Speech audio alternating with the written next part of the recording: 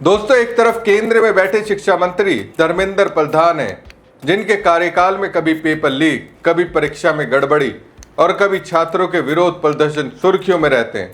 दूसरी तरफ तमिलनाडु में एक मुख्यमंत्री है जो छात्रों और अभिभावकों की जेब पर पड़ रहे बोझ को कम करने के लिए सीधे निजी स्कूलों को चेतावनी दे रहे हैं।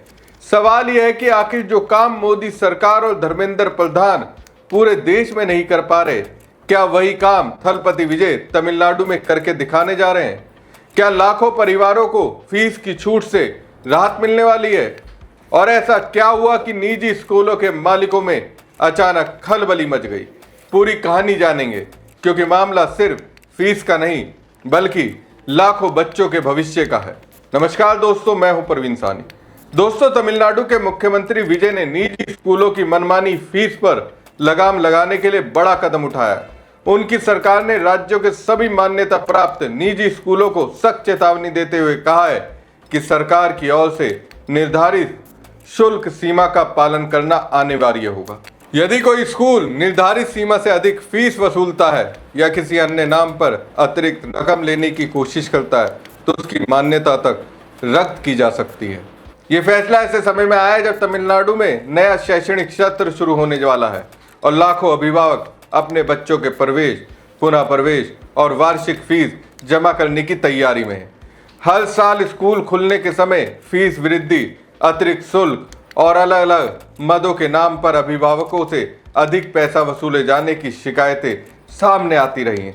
यही वजह है कि विजय सरकार ने इस बार पहले से ही सख्त संदेश देने का फैसला किया है। स्कूलों को शिक्षा विभाग की ओर से जारी निर्देश में कहा गया कि सरकार को लगातार ऐसी शिकायतें मिल रही थी कि कुछ निजी स्कूल निर्धारित फीस के अलावा भी कई प्रकार के शुल्क वसूल रही है।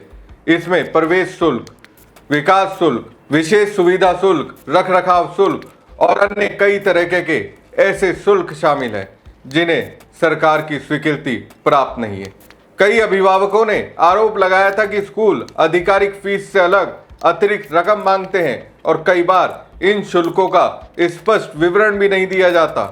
इन्हीं शिकायतों को गंभीरता से लेते हुए मुख्यमंत्री विजय की सरकार ने अब स्पष्ट कर दिया है कि शिक्षा के क्षेत्र में किसी भी प्रकार की वित्तीय गड़बड़ियां बर्दाश्त नहीं की जाएंगी। सरकार का कहना है कि शिक्षा एक बुनियादी अधिकार है और इसे केवल कमाई का साधन बनाने की अनुमति किसी को नहीं दी जा सकती। अधिकारियों से कहा गया कि 4 जून से दोबारा खुलने वाले स्कूलों के लिए यह आदेश तत्काल प्रभाव से लागू माना जाएगा। यदि किसी स्कूल के खिलाफ निर्धारित सीमा से अधिक फीस वसूलने की शिकायत सही पाई जाती है तो उसके खिलाफ कानूनी कार्रवाई की जाएगी। आवश्यकता पड़ने पर स्कूल की मान्यता रद्द करने जैसे कठोर कदम भी उठाए जा सकते हैं। इसका मतलब यह है कि संबंधित संस्थान का संचालन सीधे प्रभावित हो सकता है और उसकी कानूनी स्थिति पर भी सवाल खड़े हो सकते हैं। सरकार ने साफ किया कि ये कोई नया नियम नहीं है, बल्कि तमिलनाडु स्कूल संशोधन अधिनियम के तहत पहले से मौजूद प्रावधानों को सख्ती से लागू करने की पहल है। इस कानून के तहत वरिष्ठ सरकारी अधिकारियों और शिक्षा विशेषज्ञों की एक समिति बनाई गई है जो निजी स्कूलों की फीस संरचना तय करती है। समिति विभिन्न पहलुओं का अध्ययन करने के बाद ये निर्धारित करती है कि किसी स्कूल द्वारा अधिकतम कितनी फीस ली जा सकती है। सभी निजी स्कूलों के लिए इस निर्धारित ढांचे का पालन करना कानूनी रूप से जरूरी है। मुख्यमंत्री विजय की सरकार ने पारदर्शिता बढ़ाने के लिए एक और महत्वपूर्ण निर्देश जारी किया है। अब सभी निजी स्कूलों को अपने परिसर के नोटिस बोर्ड पर सरकार द्वारा स्वीकृत फीस का पूरा विवरण सार्वजनिक रूप से प्रदर्शित करना होगा। इसका मकसद ये सुनिश्चित करना है कि अभिभावकों को ये स्पष्ट जानकारी मिल सके कि स्कूल कितनी फीस लेने के लिए अधिकृत है। इससे अभिभावक स्कूल की ओर से मांगी जा रही राशि की तुलना सरकार की ओर से तय शुल्क से कर सकेंगे और किसी भी प्रकार की गड़बड़ियों को आसानी से पहचान पाएंगे। सरकारी आंकड़ों के अनुसार तमिलनाडु में 13,000 से अधिक मान्यता प्राप्त निजी स्कूल संचालित हो रहे हैं। इन स्कूलों में लाखों छात्र पढ़ते हैं और करोड़ों रुपए की फीस का लेन देन होता है। ऐसे में फीस से जुड़ी पारदर्शिता और जवाबदेही सुनिश्चित करना सरकार के लिए एक बड़ी चुनौती रहा है। विजय सरकार का मानना है कि यदि फीस संबंधी नियमों का सख्ती से पालन कराया जाए तो लाखों परिवारों को आर्थिक राहत मिल सकती है। दोस्तों, पिछले कुछ वर्षों में शिक्षा का खर्च लगातार बढ़ा है। निजी स्कूलों में पढ़ने वाले बच्चों के अभिभावकों पर फीस, किताबें, यूनिफॉर्म, परिवहन और अन्य खर्चों का भारी बोझ पड़ता है। ऐसे में यदि स्कूल अतिरिक्त और अनाधिकृत शुल्क भी वसूलने लगे तो मीडियम क्लास और निम्न आय वर्ग के परिवारों के लिए बच्चों की पढ़ाई जारी रखना मुश्किल हो जाता है। विजय सरकार का ये कदम इसी आर्थिक दबाव को कम करने की दिशा में उठाया गया प्रयास माना जा रहा है। सरकार ने परिवार वालों से भी सक्रिय भूमिका निभाने की अपील की है। शिक्षा विभाग ने कहा कि यदि किसी स्कूल द्वारा निर्धारित सीमा से अधिक फीस मांगी जाती है तो उसकी शिकायत संबंधित अधिकारियों के पास दर्ज कराई जा सकती है। विभाग ने आश्वासन दिया है कि प्रत्येक शिकायत की निष्पक्ष जांच होगी और दोषी पाए जाने वाले संस्थानों के खिलाफ सख्त कार्रवाई की जाएगी। दोस्तों, राजनीतिक रूप से भी इस फैसले को महत्वपूर्ण माना जा रहा है। मुख्यमंत्री विजय लंबे समय से खुद को आम लोगों, छात्रों और मीडियम क्लास परिवारों की आवाज के रूप में प्रस्तुत करते रहे हैं। सत्ता संभालने के बाद उनकी सरकार के सामने सबसे बड़ी चुनौती यही थी कि चुनावी वादे को जमीन पर कैसे उतारा जाए। निजी स्कूलों की फीस पर नियंत्रण को उसी दिशा में उठाया गया एक बड़ा कदम माना जा रहा है। सरकार का दावा है कि उसका लक्ष्य केवल नियम बनाना नहीं बल्कि उन्हें प्रभावी तरीके से लागू करना भी है।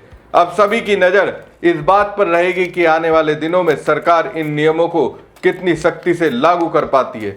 यदि शिकायतों पर तुरंत कार्रवाई होती है और नियम तोड़ने वाले स्कूलों के खिलाफ वास्तविक कदम उठाए जाते हैं तो ये फैसला तमिलनाडु के लाखों परिवारों और छात्रों के लिए बड़ी राहत साबित हो सकता है।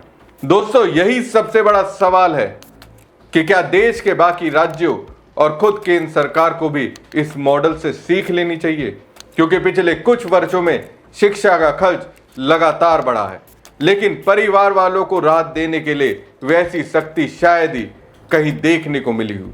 धर्मेंद्र प्रधान अक्सर नई शिक्षा नीति और शिक्षा सुधारों की बात करते हैं। प्रधानमंत्री मोदी भी शिक्षा को भविष्य का आधार बताते हैं, लेकिन आम परिवारों का सबसे बड़ा सवाल तो फीस की मार ही है। अगर तमिलनाडु सरकार निजी स्कूलों को जवाबदेह बना सकती है, फीस का पूरा ब्यूरो सार्वजनिक करा सकती है और नियम तोड़ने पर मान्यता रद्द करने की चेतावनी दे सकती है, तो फिर बाकी राज्यों में ऐसा क्यों नहीं हो सकता। यही वजह है कि अब कई लोग कह रहे हैं कि शिक्षा को लेकर भाषण देने से ज्यादा जरूरी है ऐसे फैसले लेना जिसका सीधा फायदा छात्रों और उनके परिवारों वालों को मिले। दोस्तों, अब तुलना होना तय ही है और ये तुलना सिर्फ दो सरकारों की नहीं बल्कि दो सोच की भी है। एक तरफ प्रधानमंत्री मोदी और शिक्षा मंत्री धर्मेंद्र प्रधान है जो लगातार शिक्षा सुधार, नई शिक्षा नीति और भविष्य की शिक्षा व्यवस्था की बातें करते हैं। दूसरी तरफ तमिलनाडु के मुख्यमंत्री विजय हैं जो सीधे उस समस्या पर हाथ डाल रहे हैं जिससे हर महीने लाखों परिवार जूझते हैं, क्योंकि किसी भी अभिभावक के लिए सबसे बड़ा सवाल नई शिक्षा नीति नहीं बल्कि अपने बच्चे की फीस भरना होता है। आखिर एक मीडियम क्लास परिवार किस दर्द से गुजरता है ये वही जानता है जो हर साल स्कूल खुलने से पहले फीस, किताबें, यूनिफॉर्म, ट्रांसपोर्ट और अलग अलग नामों पर वसूले जाने वाले शुल्क की चिंता में पड़ जाता है। कई बार माता पिता अपनी जरूरतें कम कर देते हैं, कर्ज तक लेते हैं, लेकिन बच्चों की पढ़ाई नहीं रुकने देते। ऐसे में अगर कोई सरकार पहली बार निजी स्कूलों से कहती है कि मनमानी फीस नहीं चलेगी, निर्धारित सीमा से ज्यादा फीस ली तो मान्यता तक रद्द हो सकती है, तो जाहिर है ये फैसला सीधे लाखों परिवारों के दिल को छूता है। यही वजह है कि अब सवाल धर्मेंद्र प्रधान और मोदी सरकार से भी पूछा जाएगा। जब शिक्षा पूरे देश का विषय है, जब अभिभावकों की परेशानी केवल तमिलनाडु तक सीमित नहीं है, तो फिर ऐसी शक्ति पूरे देश में क्यों नहीं दिखाई देती। आखिर हर राज्य के माता पिता को यह अधिकार क्यों नहीं मिलना चाहिए कि उन्हें पहले से पता हो कि स्कूल कितनी फीस लेने के लिए अधिकृत है, और अगर कोई स्कूल नियम तोड़े तो उसके खिलाफ तुरंत कार्रवाई क्यों ना हो। विजय सरकार का यह कदम सफल होता है या नहीं, इसका फैसला आने वाला समय करेगा, लेकिन इतना जरूर है कि उन्होंने उस मुद्दे को राजनीतिक बहस के केंद्र में ला दिया है जिस पर अक्सर सरकारें चुप रह जाती हैं। चुनाव के दौरान शिक्षा की बात होती है, युवाओं की बात होती है, भविष्य की बात होती है, लेकिन जब स्कूल फीस की मार से परेशान परिवार राहत मांगते हैं तो उनके सवाल अक्सर फाइलों में दब जाते हैं। हमारी खबर आपको कैसी लगी कमेंट बॉक्स में कमेंट करके जरूर बताएं। साथ ही पेज को ज़्यादा से ज़्यादा लाइक और शेयर कीजिएगा। धन्यवाद।